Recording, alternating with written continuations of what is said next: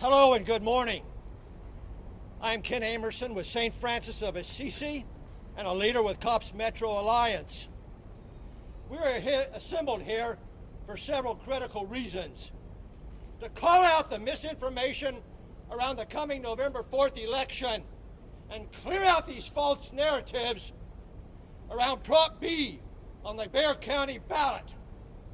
Importantly, we are here to also share with you an alternate vision that of flourishing San Antonio can be without and beyond the false promises of Prop B. A vision which we advocate is a far better contribution and pathway for the common good of this great and wonderful community. We're here also because this election seeks $311 million of our scarce, precious public county funding, joined with $489 million of city public funding. For what? Yet another publicly funded fourth sports arena in the Project Marvel district? So much pre-election November 4th publicity seeks to disguise these millions of our scarce public funding as a type of economic investment. And on behalf of the mega multimillionaires and billionaires, today we're here to rip off that disguise for what it truly is, and that Prop B really means economic disinvestment in our neighbors, in our families, in our community, and on a massively increasing scale into the future. Before I wrap this up with my colleagues coming next, ask you to keep a few things in mind in the next few weeks. We COPS Metro remain committed to defending public funds for public good. Our scarce public funds are not play toys. They're for public projects, for the common good. Not public funds for private investments, nor investors. Number two, COPS Metro solidly supports San Antonio's economic development. The economists have said for decades this is not the way, and building another sports arena with public funds just isn't the way to do it. Moreover, our lived experience in San Antonio tells us that as well. These economists in San Antonio, our lived experience matches up. Keep that in mind. Also, we declared decades of 3 publicly funded sports arenas are enough. You basta! Not only to build them and then maintain them with infrastructure, services, and renovations. Number 4, if a 4th sports arena is needed, then let the investors build it with their $140 billion net worth. Let's move that decimal point 2 places and encourage these investors to use just 1% of their net worth for a $1.4 billion 4th sports arena. Enough!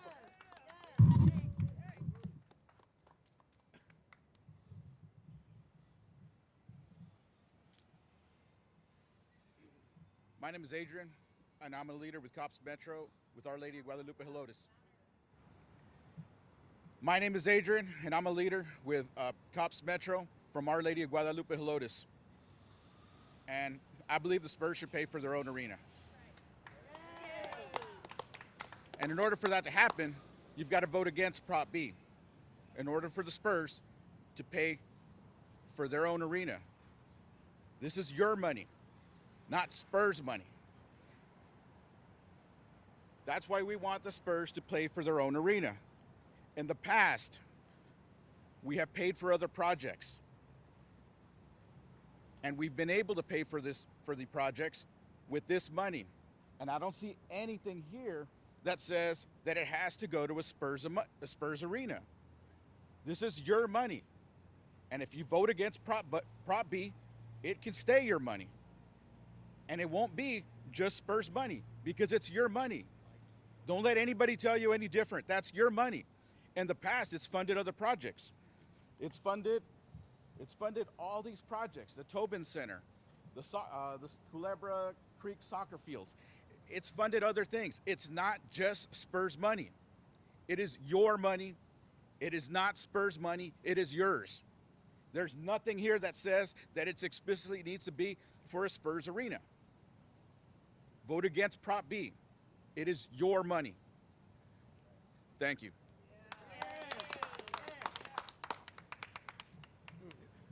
Hello, my name is Ruben Arciniega. I'm with the St. Michael's Parish, which is in the shadow of the Alamo Dome.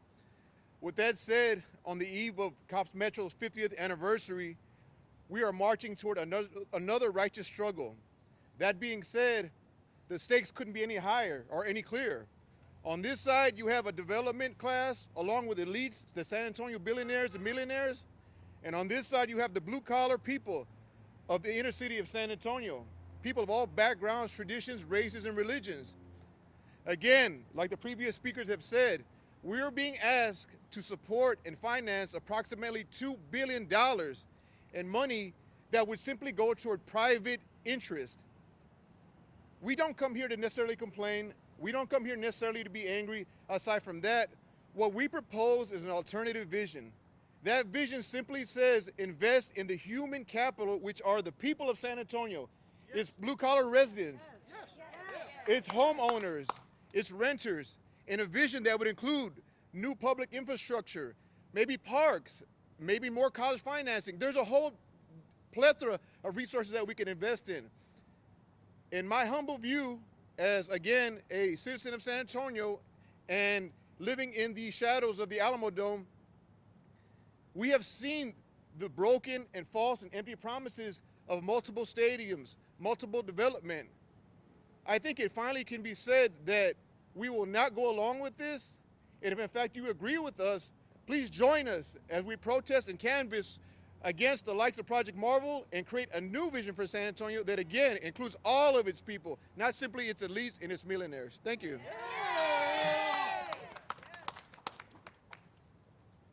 I'm Mike Phillips with the First Unitarian Universalist Church and a leader with Cops Metro.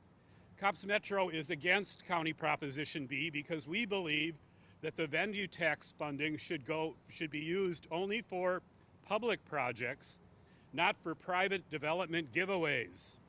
We resent the ownership group's lie claiming that the venue tax funding can only be used for their luxury sports development. We know the scope of the venue projects allowed under Texas Local Government Code 334, and it allows funding for a wide range of public venue projects like municipal parks and recreation, theaters, music halls, parks, museums, public plazas, walking trails, watershed protections, and sports and community venue projects. We also know that in July 2007, commissioners chose a Citizens Venue Committee to research, develop, and recommend projects that meet a community need, appeal to visitors, and improve our local economy. In 2008, that $400 million venue tax election, we voted for 22 community-focused venue projects that both tourists and local families could enjoy. It focused on youth and amateur sports facilities, river improvements, arts venues, and county assets. Things like the Museum Reach and the Mission Reach, the Mission Concepcion Sports Park, multiple youth soccer and baseball complexes, UTSA Athletic Complex, the Northside Swim Center, Wheatley Heights Complex, UIW Fencing Center, St. Mary's University Sports Complex, the Freedom Coliseum renovation, the Alamo Theater, the Tobin, the Briscoe, and the Alameda Theater. Today we have a different story to tell about our current venue tax election. This time the county didn't have a citizens committee And commissioners made the decision without much of any citizen input. We believe that the community-informed and focused venue projects should always be the goal. We are against a luxury tax for a private luxury sports arena. When Prop B fails, it'll give county commissioners the time to again select a diverse citizen venue tax committee to select a new group of public venue projects that we can all enjoy. Vote against Prop B.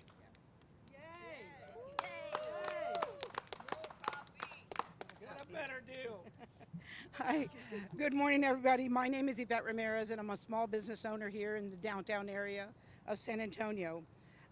Project Marvel, to me, may sound promising, but behind the scenes, the small businesses and everyday San Antonians are being left out of the conversation.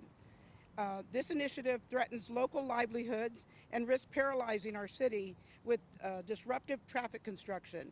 Until there's a clear, inclusive plan that protects our community, not steamrolls it, we must stand firm.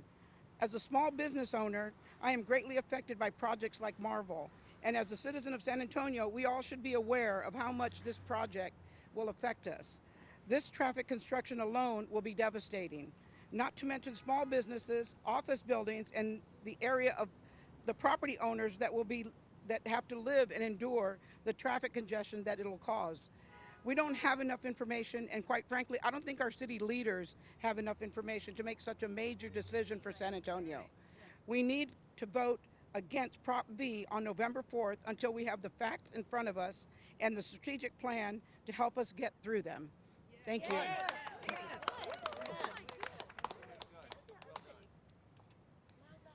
Hello, my name is Billy Gonzalez, and I am with St. Francis of Assisi and a COPS Metro leader.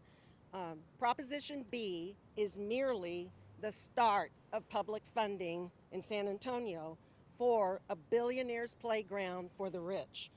The Spurs ownership group's net worth is $143 billion with a B. Why should Bexar County use $311 million in public funding for private billionaires' profit? We will continue to work to stop Proposition B on November the 4th at the county election. Vote no for Proposition B for a return to community benefits from the venue tax. Remember, Proposition B is bad for Bexar County. B-A-D. Vote against Proposition B. Vote against Proposition B. Vote against Proposition B. Vote against Proposition B.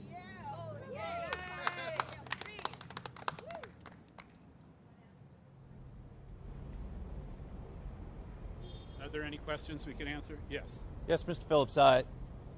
You pointed out that in 2008, this was used for other types of venues. What are the alternative projects that you're proposing this money could be spent on instead? I think a citizens committee like was done in 2007 would be a good start for the county commissioners. They appointed a diverse group of citizens from across the county that then looked at a list that county staff had developed of possible projects, and they, because of their knowledge of their local communities, they knew which of these venues would be of most benefit to the community. A lot of these were great tourist things too. I mean, when we build something for the Northside Swim, the natatorium on the north side, they bring in teams from all across the country. And that's the kind of thing we want. We want that kind of tourism in the local community. With the projects that they've done before, I mean, the 2008 still included money for the exhibition halls. It included money for the then AT&T Center to be renovated. Do you think that was an appropriate use of it? That was a citizens committee choice as well. Yes. At the time, those venues were owned by the county, so they were county improvements. This seems more directly related to promoting one particular sports team, and we think that it should be focused on public projects, not private development. Even though this arena would be owned by the city through some kind of intermediary, but it would be city owned. It's not owned by the Spurs. They're leasing it.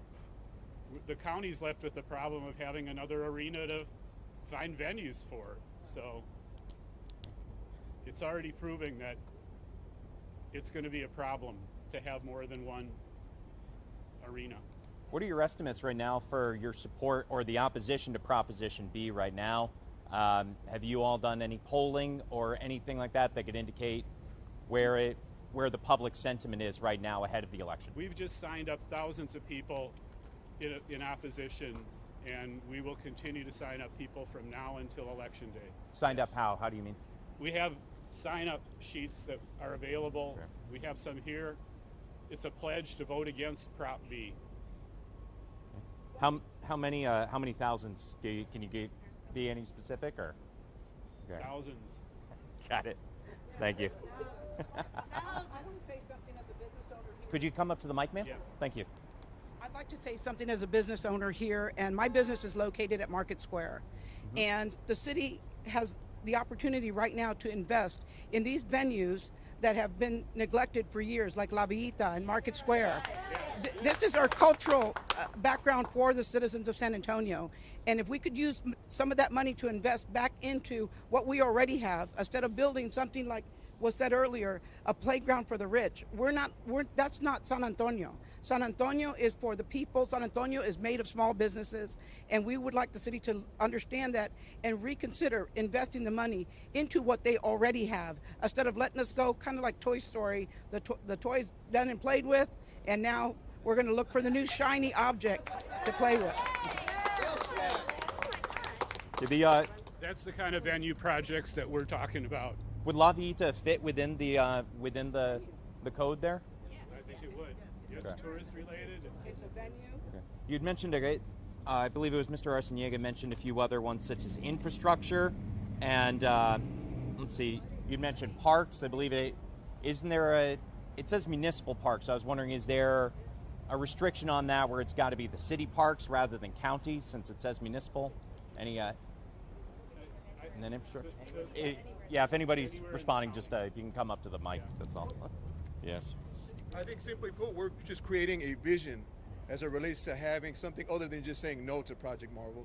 I think it's important, at least in our view, that a lot of people want to hear what is in store for us in the future, not necessarily private development. So if that would include obviously county properties and different things like that, I'm sure with the political class that we have and the relationships that we have, those are all things that we can work toward. I also see a sign here about drainage projects. I'm not sure. I know the Riverwalk had been part of the 2008 venue tax vote, but what I mean, concrete channels be part of that? That seems like it might be outside of the venue tax. No, I think it's allowed under the venue tax. If protecting the tourists downtown from flooding seems to fit within the parameters.